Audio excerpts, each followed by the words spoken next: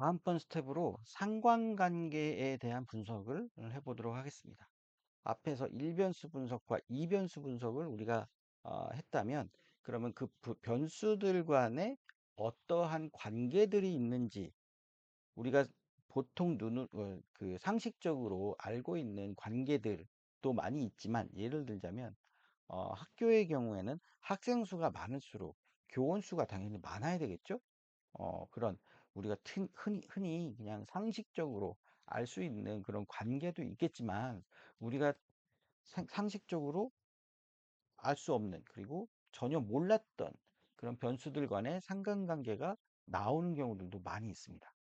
그래서 본인들이 알고 있는 상관관계를 구하기보다는 일단 먼저 EDA 단계에서는 전체 데이터에 대한 상관관계를 한번 눈으로 훑어볼 필요가 있습니다. 그래서 각각의 변수들에 대한 상관관계의 매트릭스를 구해서 어떤 변수들이 높은 상관관계를 가지나 그 높은 상관관계를 가지는 변수들의 조합이 우리가 흔히 알고 있는 그런 조합이었는지 그동안 알고 있지 않았던 조합인지를 눈으로 한번 확인할 필요가 있습니다. 그래서 먼저 수치 변수들, 결국에는 상관관계라고 하는 것은 수치 변수들 간에만 그 작동하게 되어 있습니다. 이산형 변수 간에는 작동하기가 어렵습니다. 그래서 수치 변수들 간의 상관관계를 산출을 해줘야 됩니다. 앞에서 이렇게 상관관계의 그 매트릭스를 그릴 때 사용했던 함수가 여기서처럼 코라고 하는 코릴레이션이라고 하는 요 함수를 사용했습니다. 요 코라고 하는 함수를 사용해서 수치 변수들 그 매트릭스를 이렇게 해서 주면 그 매트릭스에 있는 그 해당하는 그 조합별로 그 상관관계를 만들어 주는데요. 예를 들자면 여기서처럼 편성합급수 개와 학생수 총계 개는 상관관계가 0.97 매우 높죠. 그러니까 학생 수가 많으면 많을수록 합급수가 많다는 건 너무 당연한 얘기일 겁니다. 이런 식으로 해서 이렇게 상관관계의 매트릭스를 그려주는데 보통 이 상관관계 매트릭스가 수점 단위로 많이 나오기 때문에 지금처럼 라운드라는 함수를 사용해서 수점 두 자리까지만 표현을 해줬습니다. 그런데 이렇게 수치로 상관관계를 눈으로 보면 전체적으로 현황을 파악하기가 좀 어렵습니다. 그리고 아래서 확인할 때 보면 이렇게 그 좀 많은 그 변수들을 하게 되면 이 그 그 그 너비가 화면의 너비가 어, 데이터를 다 표현하지 못하는 경우에 밑으로 표현되기 때문에 요것에 대해서 그 알아내기가 좀 어렵습니다. 그래서 앞에서도 말씀드렸지만 코플롯이라고 하는 요 패키지에 있는 코플롯이라고 하는 함수를 사용하면 지금 보이는 것처럼 이렇게 전체적인 그 매트릭스 상관계수 매트릭스를 시각화해서 눈으로 보기 편하게 만들어 줍니다. 여기에서 보시면 지금 파란색, 짙은 파란색일수록 양의 그 높은 상관관계가 있고 빨간색, 짙은 빨간색일수록 음의 높은 상관관계가 있습니다. 그리고 여기 0, 여기 0은 거의 상관관계가 없다는 얘기인데요. 지금 0은 지금 하얀색으로 표현이 되어 있습니다.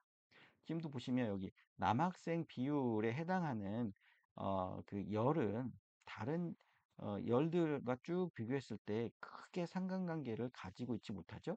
다만 여기 학생 수 총계 남 여기와는 상관관계가 좀 있습니다. 그럼 결국에는 학생 수 총계 남이 남자의 학생 수가 많을수록 남학생 비율이 높다는 건 뭐 당연한 얘기일 거고요.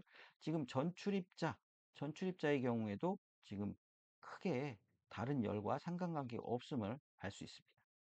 그런데 여기 보시면 여기 요 앞에 있는 요 네 개 정도 여기는 상관관계 매우 높게 나오죠. 높게 나오 파란색으로 매우 높게 나오는데 편성학급수, 학생수 총계, 학생수 총계 남, 교원수 총계 총계 개 이런 그 변수들은 서로 간에 상관계수가 매우 높게 나옵니다. 너무 당연한 것이 학급수가 많을수록 학생수도 많을 거고요. 학급수가 많을수록 교원수도 많을 거고요. 교원수가 많은 학교일수록 당연히 학생 수도 많겠죠? 뭐, 이건 당연히 너무 당연한, 일일 겁니다. 그 상관관계일 겁니다. 그런데 여기도 보시면 학생 1인당 교지 면적의 경우에는 다른 변수들과 보통 지금 음의 상관관계를 많이 갖고 있는 것을 보실 수 있습니다. 그래서 이렇게 상관관계 매트릭스를 눈으로 확인해 가면서 이 전체의 데이터들이 각각의 데이터와 이렇게 상관관계를 했을 때 어떤 데이터가 주로 양의 상관관계, 큰 상관관계를 갖는지, 어떤 데이터가 음의 상관관계를 갖는지를 이렇게 눈으로 한눈에 확인하실 수 있습니다. 요거 이렇게 한번 실제로 이렇게 돌려보면요. 여기서처럼 아까 말씀드린 대로 코어라고 하는 코릴레이션 함수를 사용하는데 지금 우리가 계속 사용했던 그 EDA 데이터 프레임에서 전체를 사용하는 게 아니고 8열부터 22열, 그러니까 수치를 가지고 있는 열만, 앞에 1열부터 7열까지는 수치열이 아니고 팩터열이었기 때문에 그건 제외하고, 그리고 이렇게 코릴레이션을 돌려주면 그 나머지 지금 한 14개, 15개 정도 되는 열의 그, 그 각각의 그 조합에 따른 모든 상관 개수를 구해줍니다. 그런데 그 상관 개수가 소수점으로 너무 많이 나오니까 라운드라고 하는 그 반올림 함수를 사용해서 소수점 두째 자리까지만 지금 산출해주는 요 명령입니다. 이걸 한번 실제로 돌려보면요. 지금 보이시는 것처럼 이렇게 나옵니다. 그래서 제가 아까 말씀드렸지만 지금 이 가로 쪽으로 지금 표현이 돼서 쭉 나오면 전체적으로 보기가 쉽겠지만 이 옆으로 잘리기 때문에 이 옆에 변수들이 이 밑으로 가게 됩니다. 그래서 지금 보면 어, 수치도 많고 해서 이 중에 어떤 수치가 제일 높고 어떤 수치가 제일 낮은지를 스스로 판단하기는 매우 어려우실 겁니다. 그래서 이렇게 보기보다는 코플롯이라고 하는 요 패키지에 있는 코플롯 함수를 사용해서 전체적인 요 상관 개수의 매트릭스를 시각화해서 보면 이렇게 좀 눈으로 보기가 좀 편한 이런 그래프가 나옵니다. 보시면 아까 보셨던 그 그래프처럼 여기 4개 요 변수들 한 5개 정도 되네요. 요 변수들 간에는 매우 양의 상관관계가 높은 것처럼 이렇게 나오고요. 아까 말씀드린 대로 전출입 차는 다른 상관계수와는 별로 상관이 없는 그런 그 열로 보이고 지금 1인당 학생 1인당 교지 면적의 경우에는 다른 그 변수들과 비교했을 때 약간은 그 음의 상관관계를 가는 것처럼 이렇게 눈으로 확인하실 수 있습니다.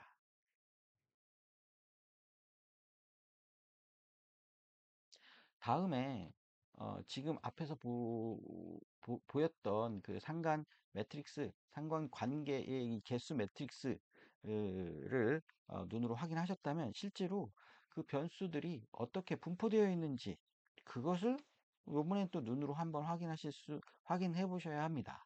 여기서처럼 지금 각각의 이변수 분포, 결국에는 산점도를 활용한 이변수 분포를 한번 눈으로 확인해 보셔야 되는데요. 이렇게 X축과 Y축이 만나는 이 변수들 간의 이 그 산, 그, 그 산, 그 산점도를 한꺼번에 그려주는 그러한, 어, 그, 그, 그러한 명령으로 지겔리 지겔리라고 하는 여기 앞에 지지는 대문자입니다. 지겔리라고 하는 패키지에 지지 페어스라고 하는 이 함수를 사용하실 수 있습니다. 그래서 지겔리라고 하는 이 패키지에 지지 페어스라고 하는 이 함수를 호출하는데 이 데이터 프레임은 그 컬럼은 8열부터 22열까지만 사용하겠다. 그리고 어퍼 널이라고 하는 건 요 위에 있는 요 위쪽에 대칭되는 요 그 삼각형 요거는 널로 해서 비워두겠다. 이 널로 하는 이유는 지금 앞에서 그 상관 개수 그 보실 때도 요 밑에 있는 요 개수와 이 위에 요 삼각형이 서로 대칭입니다. 그래서 여기 이 내용과 이 내용 서로 동일합니다. 마찬가지로 이 지갤리에서도 지지페어에서도 여기에 있는 내용과 여기에 표시되는 내용이 모두 동일합니다. 그렇기 때문에 계산의 양과 이 그 그 시각화 그 시간을 줄이기 위해서 이 위에 있는 건 표시하지 않겠다라는 의미로 upper equal null이라고 사용했습니다. 그리고 여기서 또 좀 생소한 함수가 하나 나오는데요. 샘플 n이라고 해서 3000이라고 썼습니다. 사실 이 지지 페어는 그 지지 플롯의 그 산점도 지연 포인트를 여러 번 써서 그려주는 그런 함수입니다. 그렇기 때문에 데이터가 너무 많으면 시간이 너무 오래 걸립니다. 그래서 샘플 n이라고 3000개만 샘플링해서 그걸 그리겠다라고 하는 그 의미로 이렇게 썼습니다. 그러니까 df 언더바 스쿨 언더바 eda라고 하는 요 우리가 한 그 만 개 정도 되는 그 데이터 프레임이었잖아요.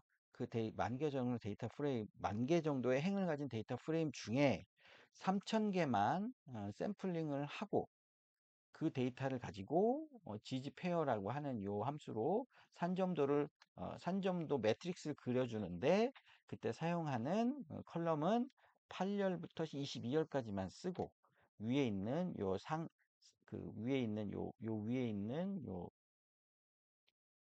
그 위에 있는 이 그 산점도는 생략하겠다라고 하는 명령으로 이렇게 실행을 합니다. 요거 실제로 한번 실행을 한번 해보도록 하겠습니다. 여기 지지갤리라고 하는 요 패키지 미리 설치해 주셔야 하고요. 이렇게 해서 3000개만 해서 한번 실제 실행을 해보면 시간이 조금 소요는 됩니다. 근데 이제 요거를 좀 빠르게 하시려면 여기 샘플 수를 조금 적게 해주시면 될 것 같고요. 여기 보시면 뭔가 뭐 돌아가고 있는 게 눈에 보이시죠? 샘플 수를 적게 하면 조금 시간이 좀 덜 걸리겠죠? 그리고 샘플 수를 좀 많이 하면 시간이 더 걸릴 겁니다. 샘플 수가 많으면 경우에 따라서 R이 그 계산을 다 못해서 좀 죽어버리는 현상도 좀 있습니다. 그래서 요 그 적정한 그 행의 개수를 좀 선택해 주는 것이 좋습니다. 지금 계산은 다 끝난 것 같고요. 지금 보시면 데이터가 아직은 안 나오는데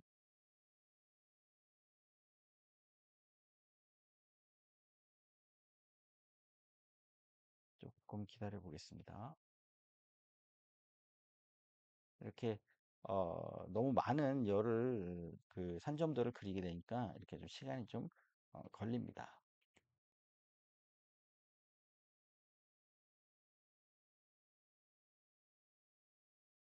음.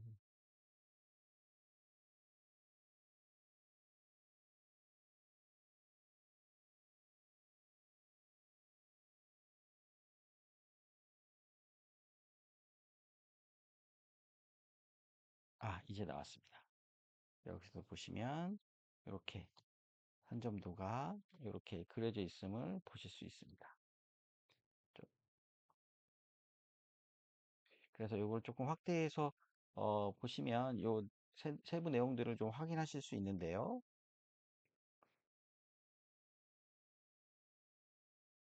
확실히 데이터들이 좀 많기 때문에 시간이 좀 오래 걸립니다. 이 부분은 좀 생략을 하고요. 나왔습니다.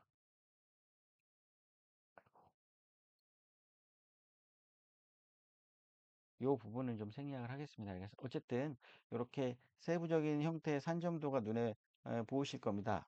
그런데 이제 이 중에 본인이 볼 때 좀 특별한 분포를 보이는 산점도가 있네? 라고 할 때는 그때의 변수들이 어떤 조합이 있는지 그걸 확인하셔서 그 해당하는 변수들의 세부적인 분석을 좀 더 추가적으로 시행하실 필요가 있습니다.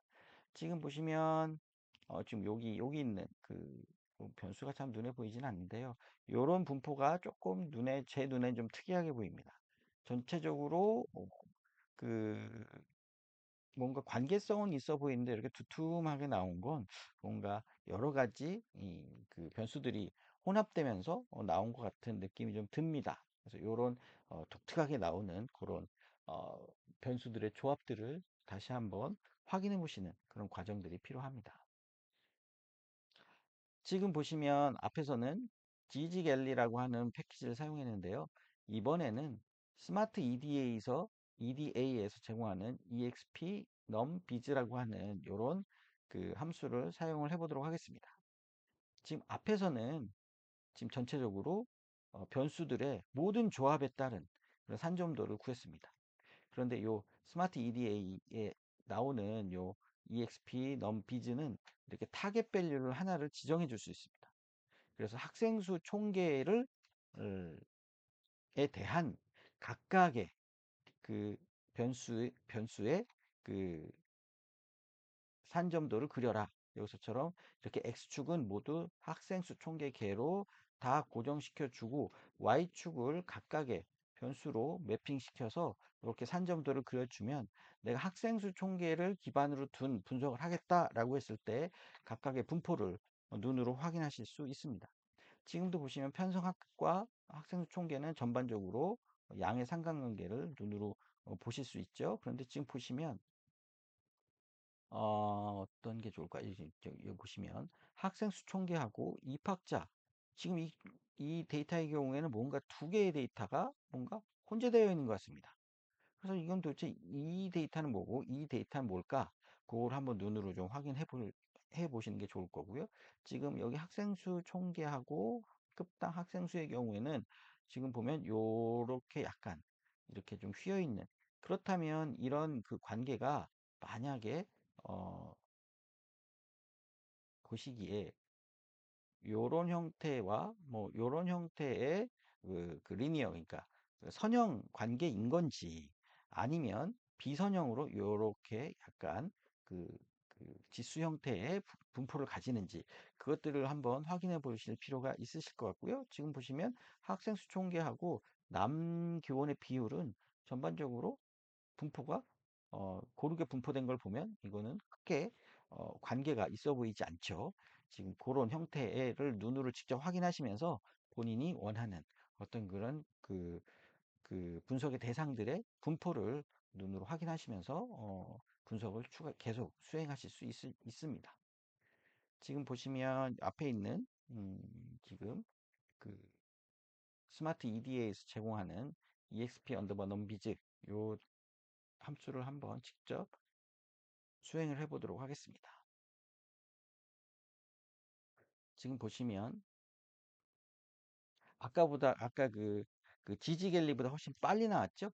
지지갤리는 모든 변수들을 다 지금 그 조합을 거는 데 비해서 요 함수는 아까 말씀드린 대로 X축을 학생수 총계 개로 고정시켰기 때문에 조금 빠르게 나옵니다. 지금도 보시면 아까 말씀드린 대로 여기 학생수 총계 개와 학급당 학생수는 뭔가 비선형의 관계가 있는 건지 아니면 선형 관계가 여러 개가 있는 건지 그거는 조금 확인해 볼 필요가 있겠고요. 편성학급수와 학생수는 뭐 거의 지금 일자형, 선형 관계를 가지고 있고 학생수 총계 개와 남교원 비율은 전반적으로 관계가 크게 많지 않은 것으로 이제 눈에 보이고 학생 수 총계 개와 입학자 개는 뭔가 두 개의 선형이 이렇게 혼재되어 있음을 아마 눈으로 확인하실 수 있으실 겁니다.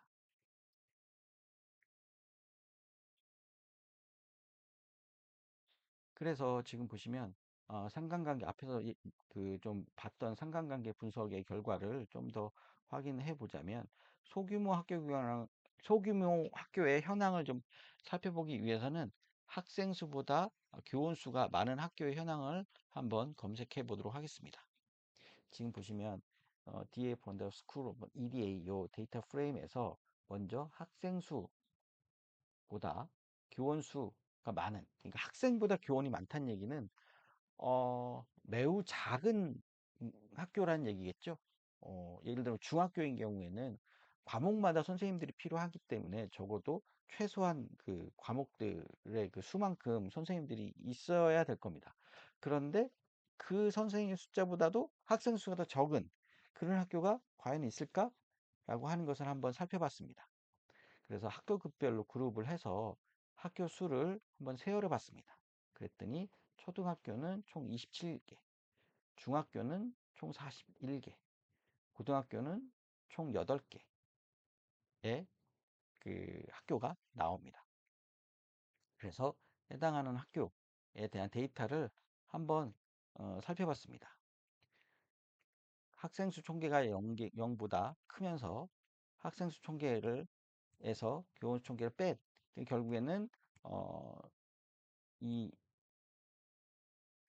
이 두 개의 그 학생 수와 교원 수의 차이가 가장 작은 것, 미니멈 값과 동일한 것을 한번 살펴봤더니 어, 서울은 고등학교의 경우에 학생 수가 9명인데 교원 수가 17명의 학교가 존재하는 것을 눈으로 보실 수 있습니다. 이렇게 소규모 학교들이 시도별로 있다. 실제로 이 데이터를 한번 돌려볼까요? 지금 보는 것처럼 어, DF 데이터 프레임에서 학생 수보다 교원 수가 아, 자, 아, 교원 수보다 학생 수가 작은 학교들을 필터링을 했습니다.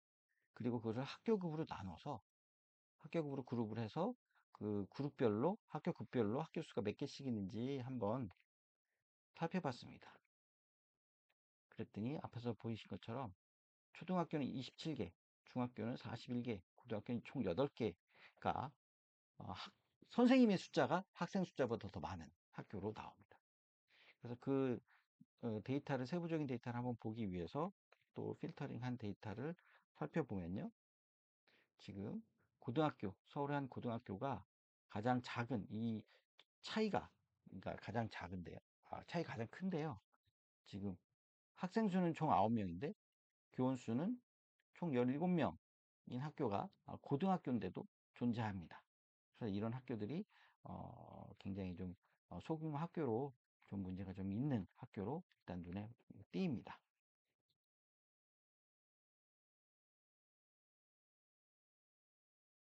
그러면 지금 말씀드린 그런 상관관계에 대한 산점도의 선형 추세선을 한번 눈으로 좀 확인해 볼 필요가 있을 것 같습니다. 지금 여기 그 그림에서 보시는 것처럼 이런 분포에 있는 데이터들의 선형 회귀 추세선을 그리면 이런 형태로 나옵니다. 뭐 눈으로 보기에도 약간 뭐 그래도 비슷하게 회기선이 이게 눈에 보이시겠죠? 근데 그 회기선을 그릴 때는 여기 지옴 언더바 스무스라고 하는 이 함수를 사용합니다.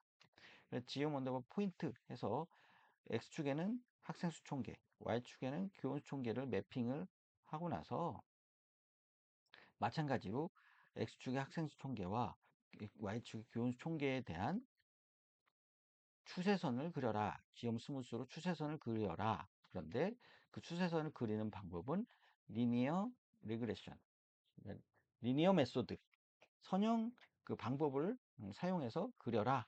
라고 하는 요 함수를 그리면 이런 형태의 선형 회귀 그 추세선이 포함된 그 산점도가 그려지게 됩니다. 이것도 실제로 한번 해보겠습니다. 여기서처럼 음, 지옴 스무스 함수를 사용해서 한번 그려보도록 하겠습니다. 그러면 여기서처럼 이렇게 선형, 회귀 개수, 추세선이 이렇게 쭉 나옵니다. 근데 만약에 이걸 여기서 메소드를 빼고 그리면 약간 이렇게 휘어진 형태의 그 추세선이 나오죠. 이거는 로스라고 하는 방법을 디폴트로 사용하는 방법을 로스 방법인데요. 요런 방법들을 어떻게 내가 지정하느냐에 따라서 직선형 회기 그 선형 그 추세선이 나올 수도 있고 이렇게 곡선형 추세선이 나오게 할 수도 있습니다. 그거는 그때그때마다 분석하시는 분들이 잘 선택하시면서 사용하셔야 될 것 같습니다. 마찬가지로 그 추세선을 시각화를 해볼 때 앞에서 사용했었던 이 페셋 그리드를 사용해서 여러 개의 학교급에 대한 선형 회기선을 그려보고 지금 지역 규모에 대한 회기선을 한번 그려봤습니다. 지금도 보이시는 것처럼 학교급에 대한 회기선은 지금 전체적으로 기울기가 비슷비슷하게 나오죠. 그런데 그 길이가 조금 이 초등학교가 좀 깁니다. 반면에 지금 지역 규모로 이게 그려보면 전반적으로 그 지금 그래프의 그 기울기가 좀 이렇게 비슷비슷하게 눈으로 보이는데 지금 특수 지역이 조금 그 좀 그 기울기가 좀 심한 것으로 그 보이시죠? 이게 이제 눈으로 보기에는 잘 보이질 그러니까 이게 페이셋으로 해서 이렇게 분리해서 그리면 이게 과연 이 그 그래프의 그러니까 추세선의 기울기가 얼마나 급한지, 얼마나 완만한지를 사실 눈으로 확인하기는 좀 어렵습니다. 그런데 그래서 이것을 그릴 때는 이렇게 한 그래프에 그려주는 것이 좋습니다. 그래서 여기서처럼 지옴 스무스를 그리는데 컬러를 아니, 그룹을 학교급으로 그룹핑을 해주면 이렇게 학교 그룹별로 그룹핑한 추세선이 나옵니다. 전반적으로 봤을 때 지금 초등학교와 중학교는 그 추세선의 그 그래프의 그 기울기가 비슷해 보이는데 이 고등학교에 대한 그 그래프가 조금 완만해 보이죠? 반면에 여기 보시면 이 특수 지역에 대한 그래프가 조금 급하게 나옵니다. 그 추세선의 그래프가 이렇게 조금 급하게 좀 나온다는 얘기는 학생 수가 증가할수록 교원 수가 증가하는 양이 많다라고 하는 것을 알 수 있습니다. 그래서 이렇게 추세선은 가장 중요한 게 이 기울기가 얼마나 급하냐, 얼마나 급하게 그려지느냐가 가장 중요한데요. 이렇게 해서 전체적으로 여러 개의 추세선을 한꺼번에 비교할 수 있습니다.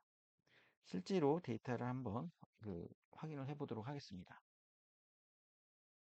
보시면 추세선을 시각화하는데 학교급 단위로 시각화를 해 보도록 하겠습니다. 보시면 페셋 그리드로 해서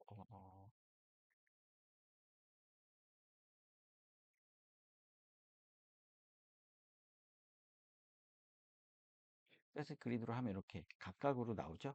그런데 지금 이 선형 회기선의 이 기울기가 서로 비교하기가 좀 어렵습니다. 마찬가지로 지역 규모별로 한다고 해도 이 기울기를 비교하기가 좀 어렵습니다.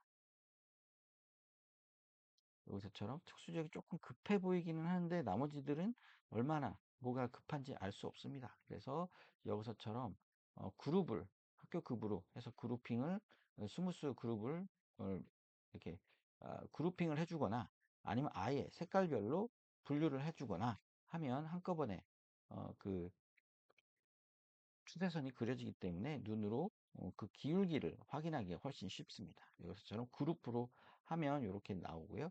이거를 만약에 그룹으로 하지 않고 컬러로 아이고,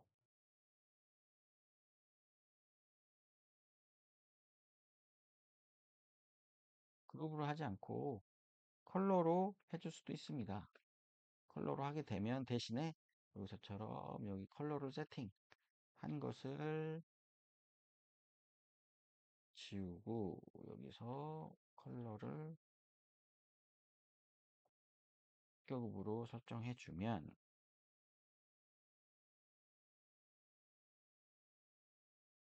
이렇게 나오죠. 그래서 여기 노란색 고등학교가 맨 위에 있었네요. 고등학교가 이렇게 되고 중학교, 고등학교는 유사해 보이고 초등학교는 조금 그 기울기가 완만하게 되어 있음을 좀 보실 수 있으십니다.